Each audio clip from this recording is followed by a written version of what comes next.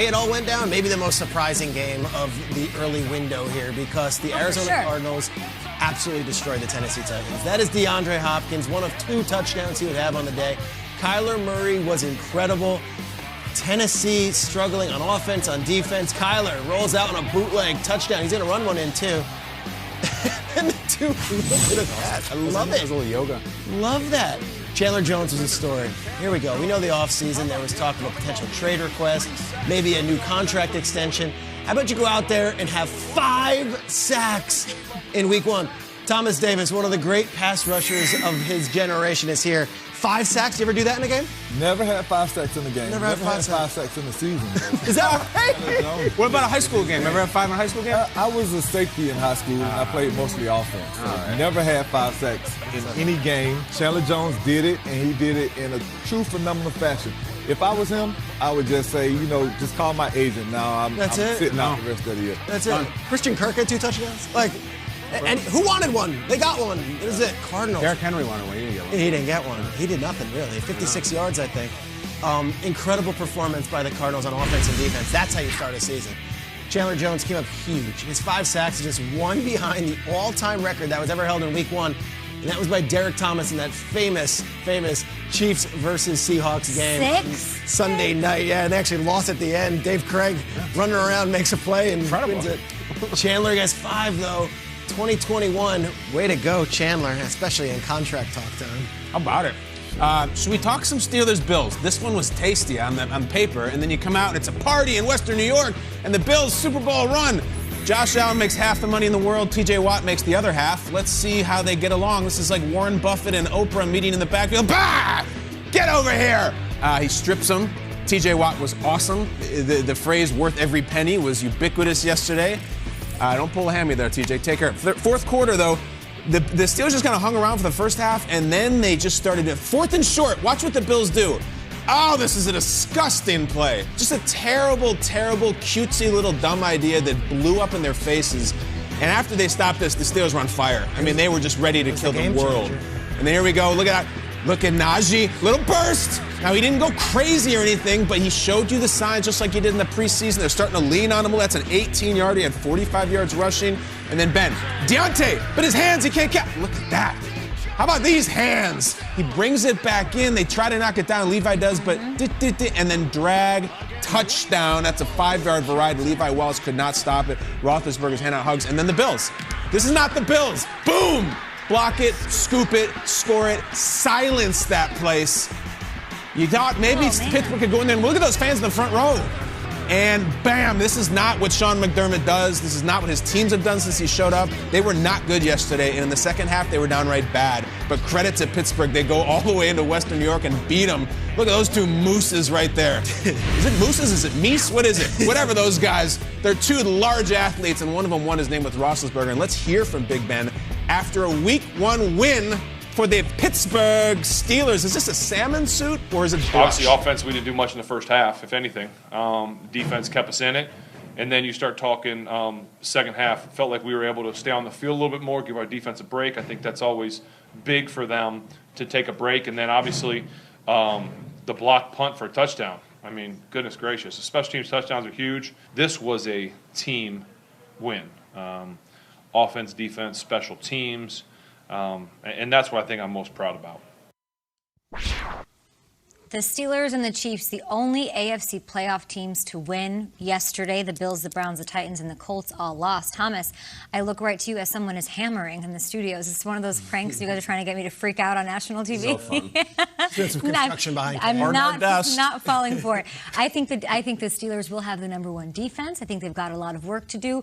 Do you think it was an impressive showing by Pittsburgh or more of a letdown by the Bills after Week 1? For me, it's more of a letdown by the Bills. When you look at the expectations for this team coming in, the way that they finished last year and the season that they had, you expected them to come out at home, build off of their momentum, and go ahead and kind of put Pittsburgh away. You know, they had them reeling early on in the game, but it's like they got to the fourth quarter, and for that team to sort of relax, that's not the representation of their head coach and how he coaches. I actually played under Coach McDermott when he was in Carolina with us. Wow. And he's one of those coaches, like, when I got you down, I'm going to put my foot on your throat and completely finish you. And I didn't see that from this team yesterday. What happened? I don't know. They collapsed, man. Mike Robinson was in your seat last week, and he was like, I think the Bills are going to annihilate the Steelers. And I said on the air, I'm like, annihilate the Steelers? Like, the Steelers have a really good defense. I think the Steelers might have a great defense. This is, to me, a true testament to what they have on the field and who they have coaching that team. Mike Tomlin had these guys ready. This is a Super Bowl contender that everyone was penciling in. They went into their building, and they made Josh Allen look rudderless. I mean, really, Josh Allen looked like a bottom half of the league quarterback yesterday. That's that defense. And shout out to all of those players. And T.J. Watt, after all this drama, comes out there and just absolutely dominates. Pittsburgh's defense might keep them in a lot of games. Pittsburgh defense might get them to the AFC Championship game or further. It's that good. I busted Kay's chops earlier in the show for picking Packers-Browns. I picked Packers-Bills. It looks even worse today. This is by far, I think it is Buffalo was more disappointing. Pittsburgh was Pittsburgh. They came in, they made some plays late. Buffalo, I don't know if it's reading their own press or preparing their own MVP speech. Josh Allen was not good. The team was not good. Josh Allen threw 51 passes. What are they doing in a tight game? The run game that we've been waiting for to show up, not there. Couldn't hit anything downfield. They got to Diggs, but nothing is substantive. And, I really do think this might have been one of the same things that I think the Packers got in the NFC, which is do you know how awesome we are? You know how good we are? I do. Professionals? 100%. Especially Buffalo, never been there. We read our headlines and, wow, we're the Super Bowl team. Everybody has this guy too much. And maybe I am too. Everyone...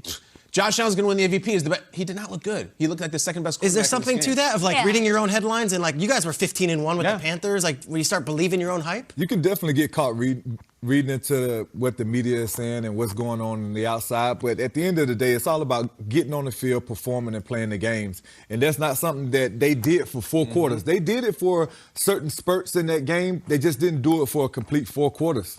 We want to talk about another team that forgot to show up. You didn't mention them. Can we go to the Packers Saints highlights? Saints are great. Packers. That happened, right? Oh, Nelly. Let's get into this. Packers Saints. What a game. There he is. Looks cool. Sounded cool before the game. Let's see how it goes. Jameis Winston would end up throwing 5 touchdown passes in this game. Here's a little scoop shot to our guy Alvin Kamara. Touchdown. It was on, and it was on early. A rout of epic proportions here. And Jameis was solid, and then Rodgers was struggling. Here we go. Aaron, under duress the entire game. Interception here by Paulson Adebo.